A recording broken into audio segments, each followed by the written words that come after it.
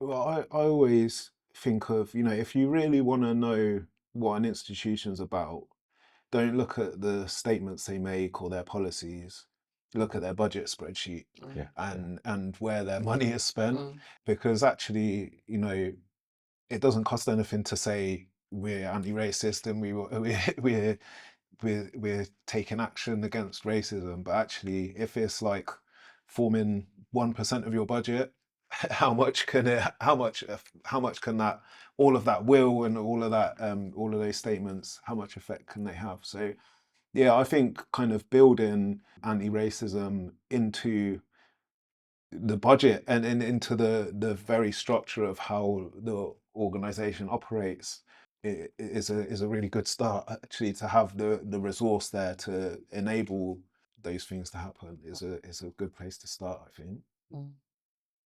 I think also for me, genuinely what having a diverse team brings to the organisation, Hmm. and having an organisational culture that's willing to adapt and change and learn Mm.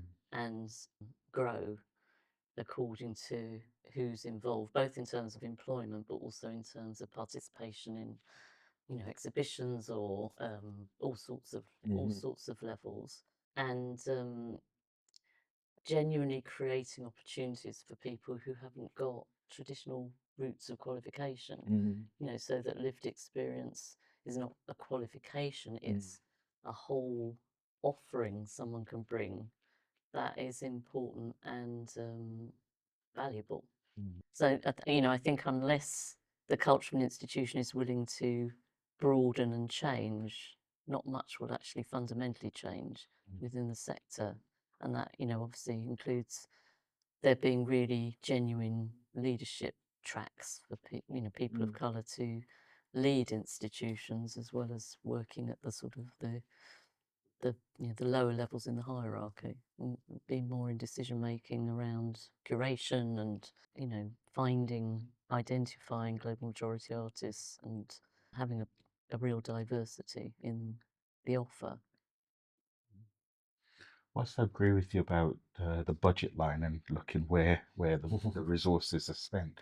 I also think that it shouldn't be about money Mm. if you want to be really anti-racist, because it should be embedded in real practice all over. Mm, Mm. So there shouldn't be a special strand that says this is Mm. my anti-racist work, Mm. and it takes up that percentage, and I'll just get on with everything else. Mhm. Yeah, That yeah. it should go across everything, Mm. and I think that should make an organization stronger, because I think if you're truly anti-racist, then what comes with that is understanding people, Mm. understanding cultures, and respect for cultures and others and differences.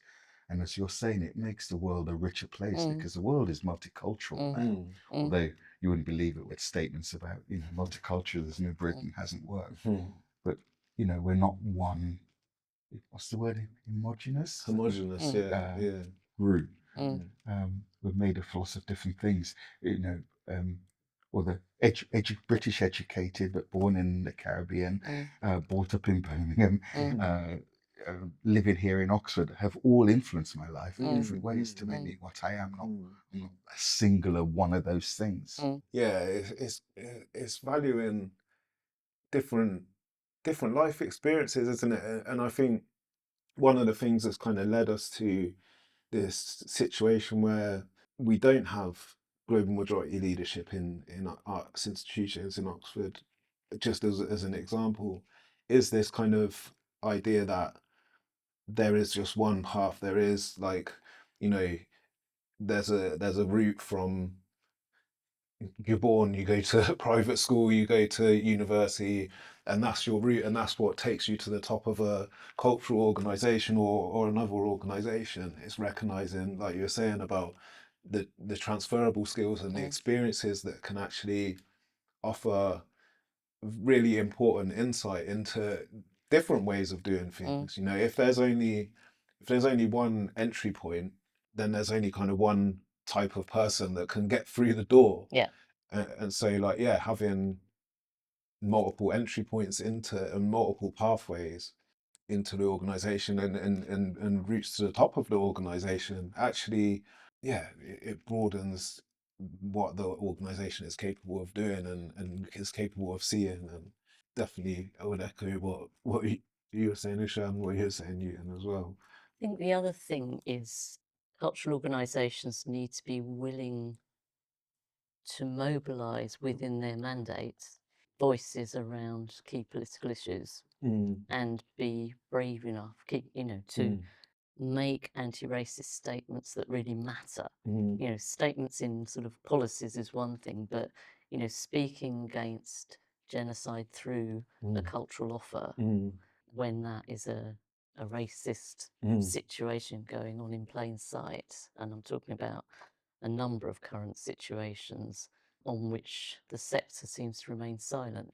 Because if you're anti-racist, you can't pick and choose. You don't pick all and of them. choose. No, It exactly. has to be fought for. Exactly, and there is art to be made around those situations Yeah. that speaks, and so the silence is complicity, and Yeah. that is in itself racism rather than anti-racism, Yeah. and that feels so alive at the moment, and so important. Yeah.